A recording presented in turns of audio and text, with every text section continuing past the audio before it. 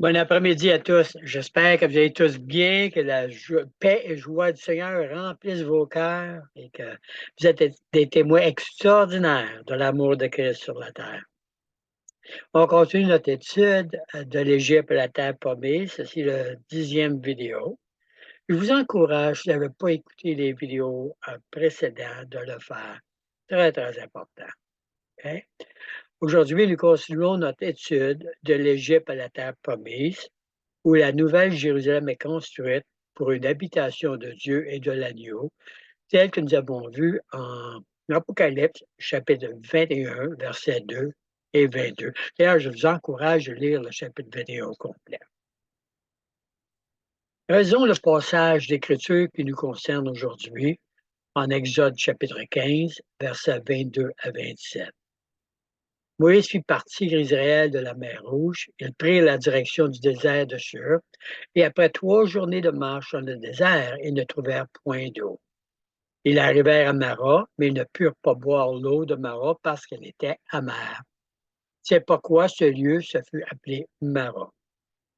Le peuple murmura donc contre Moïse en disant: Que boirons-nous? Moïse cria à l'Éternel. L'Éternel lui indiqua un bois, qu'il jeta dans l'eau, et l'eau devint douce. Ce fut là que l'Éternel donna au peuple des lois et des ordonnances, et ce fut là qu'il le mit à l'épreuve.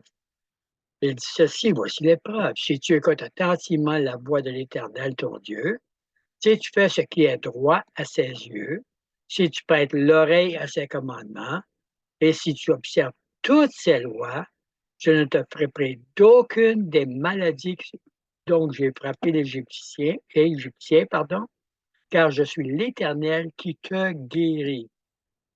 Ils arrivèrent à Élim, où il y avait 12 sources d'eau et 70 palmiers. Ils campèrent là, près de l'eau. Nous avons vu que, au vidéo 9, l'importance de mettre le bois dans l'eau de Mara. Si nous voulons nous reposer sous les 70 palmiers, aujourd'hui, je vais partager avec vous la signification des 12 pluies qui alimentent ces 70 palmiers et où nous nous reposons près de l'eau sous les palmiers. Mais avant, j'aimerais nous rappeler que nous ne pouvons pas nous rendre à la terre promise si nous ne mettons pas le bois dans l'eau. Autrement dit, comme nous avons déjà vu dans les vidéos 1 à 3, Dieu ne nous conduit pas à la terre promise par le chemin des Philistins, qui nous prennent prisonniers, autrement dit par la chair, qui nous rendent prisonniers de la chair en Égypte. Dieu nous y conduit à travers la mer Rouge, qui représente évidemment le sang de Christ coulé à la croix pour nous, et ensuite à travers le désert pour notre préparation à prendre possession de la terre promise.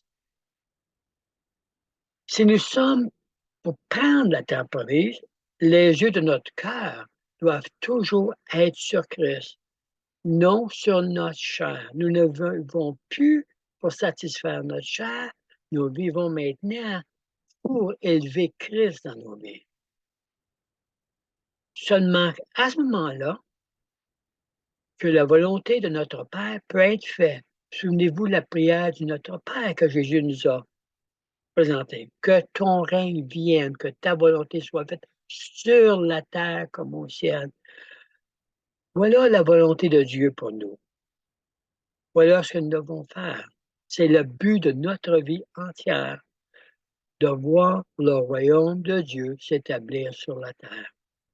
D'ailleurs, la terre entière nous attend, comme on a vu en Romains 8, versets 19 à 21. Souvenez-vous des 12 espions envoyés par Moïse pour espionner la terre promise? Seulement 2 sur 10, Joshua et Caleb, ont donné un bon rapport. Pourquoi? Car leur confiance n'était pas dans leur capacité charnelle, mais dans leur foi en Dieu. Les 10 autres espions étaient concentrés sur la force de l'ennemi plutôt que sur la puissance de Dieu en eux. Et lorsque vous êtes concentré sur la force de l'ennemi, vous aurez peur et vous n'avancerez pas. Nous aussi devons garder nos yeux sur Dieu et non sur notre chair. Pour prendre la terre promise qui est déjà à nous en Christ. Il faut comprendre ça. La terre promise, le royaume de Dieu est déjà en nous en Christ. Oui, Éphésiens 2, Paul nous dit en Éphésiens 2, versets 4 à 6, mais Dieu, qui est riche en miséricorde, à cause du grand amour dont il nous a aimés, nous qui étions morts par nos offenses, nous rendus à la vie avec Christ. Hein, en braquette, il dit, c'est par grâce que vous êtes sauvés. Il nous a ressuscités. Voyez-vous, nous avons une nouvelle vie en Christ. Il nous a ressuscités ensemble. Et il nous a fait asseoir ensemble où? Dans les lieux célestes en Jésus-Christ. J'espère que vous saisissez ça. C'est là où nous sommes assis, dans les lieux célestes en Jésus-Christ, sur la terre. Note, la terre promise pour nous est en Christ. Car en Christ, nous recevons toutes les promesses de Dieu, comme Paul nous dit en 2 Corinthiens 1,20. Car pour ce qui concerne toutes les promesses de Dieu, pas quelques-unes, toutes les promesses de Dieu, c'est en lui qu'est le oui, c'est pas quoi, Amen, par lui est prononcé par nous à la gloire de Dieu. Nous, ce que tu nous as dit, parle pas, dis Amen, merci Père, je reçois toutes tes promesses, toutes, sans exception, je les reçois. Et j'en attends la manifestation totale. Regardons maintenant la signification des 12 puits d'eau par laquelle vient le royaume de Dieu pour, donner vie aux palmiers et à nous, qui nous permet de nous reposer sur les 70 palmiers et nous donne la puissance de continuer notre route dans le désert pour atteindre et prendre la terre promise pour la gloire de Dieu. Puis, premièrement, le chiffre 12 est considéré comme un nombre parfait. Il symbolise la puissance et l'autorité de Dieu. Je relis. Le chiffre 12 est considéré comme un nombre parfait. Il symbolise la puissance et l'autorité de Dieu. Non pas seulement que nous nous reposons sur les 70 palmiers, mais nous sommes en paix, couchés, si vous voulez, sous la puissance et l'autorité de Dieu. En Dieu, en Christ, pas en nous-mêmes dans notre chair. Je répète, notre chair ne peut jamais, jamais confronter l'ennemi. Mais en Christ, l'ennemi est déjà vaincu. La terre promise nous appartient déjà, mais il faut la prendre. Voyez-vous, le chiffre 12 représente le fondement gouvernemental parfait de Dieu. Le chiffre 12 peut également symboliser la totalité de la nation d'Israël dans son ensemble. Par exemple, Jacob a eu 12 fils, chacun représentant une tribu d'Israël, déclarant la volonté de Dieu. C'est les 12 tribus qui ont traversé le Jourdain. Jourdain veut dire la nouvelle vie. Ils sont rentrés dans leur nouvelle vie dans la terre promise. Nous savons aussi que Jésus a appelé 12 hommes à témoigner de lui et à répandre la bonne nouvelle du royaume de Dieu, son royaume de justice, de paix et de joie sur la terre. Voilà ce à quoi nous sommes appelés. Voilà pourquoi la prière que Jésus a enseignée à ses disciples et à tous ses disciples, nous, aujourd'hui, doit être ce qui guide notre vie. Que ton royaume vienne, que ta volonté soit faite sur la terre comme au ciel, et ceci va se faire à travers nous. J'espère que vous saisissez ce que je suis en train de dire. Et gardez vos yeux sur Jésus et qui vous êtes en lui. Je vais le dire immédiatement, vous allez voir dans la prochaine vidéo comment malheureusement plusieurs vont se détourner de Dieu dans les derniers temps parce qu'ils font confiance à leur chair plutôt qu'à Dieu en eux. Puis ça me brise le cœur. Et nous allons voir même dans la deuxième vidéo, deuxième épreuve, comment Dieu se met en colère. Voilà aussi pourquoi, comme nous allons le voir au chapitre 22 maintenant de l'Apocalypse, Jean nous révèle comment Dieu va régner à travers son peuple sur la terre. Lisons Apocalypse 22, versets 1 à 3. Et il me montre un fleuve pur d'eau vive. Oui, on revient encore à l'eau. Clair comme du cristal, sortant du trône de Dieu et de l'agneau. Au milieu de la rue et de part et d'autre du fleuve se trouvait l'arbre de vie, qui représente évidemment Christ à la croix, qui portait 12 fruits, qui représentent le peuple de Dieu, chaque arbre produisant ses fruits chaque mois. Les feuilles de l'arbre étaient pour la guérison des nations. Il n'y aurait plus de malédiction, mais le trône de Dieu et de l'agneau y sera, et ses serviteurs le serviront. Aujourd'hui, nous étudions la production des fruits, mais dans la prochaine vidéo, nous étudierons les feuilles qui servent à la guérison des nations. Donc, que représente l'eau? Comme nous avons déjà vu,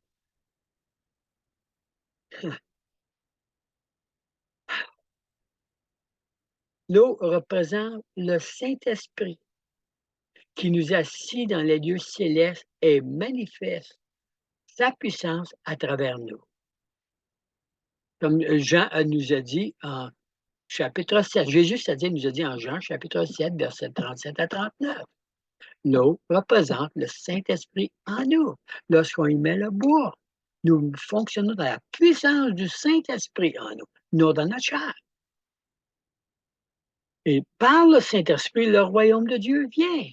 Le royaume de sa justice, qui veut dire équité de caractère et d'action, qui produit la paix et la joie en nous, à travers nous, dans toute la création. Romains 14, 17. Cette paix, donc je parle, définit les enfants de Dieu.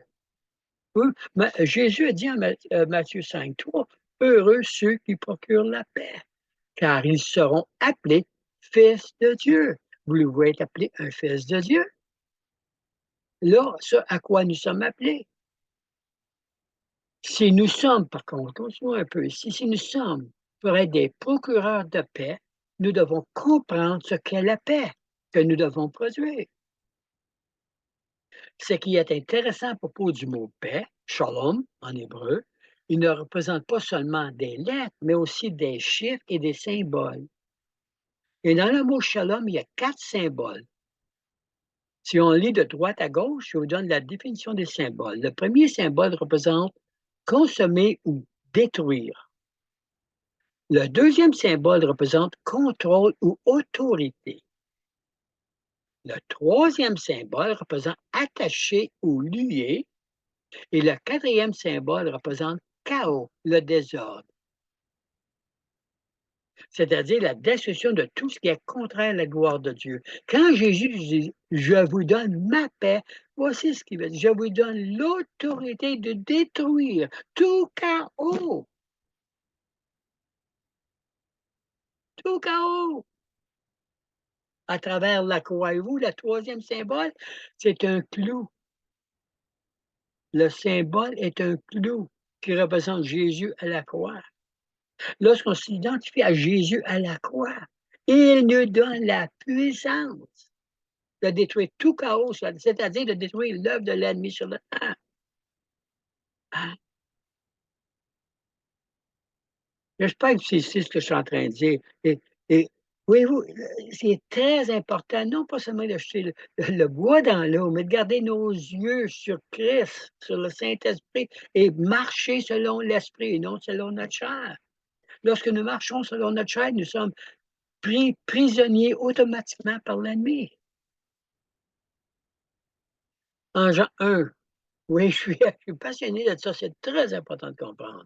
1 Jean, chapitre 3, verset 8, Jésus nous dit le pourquoi de sa mort qui doit être notre raison d'être aussi en nous.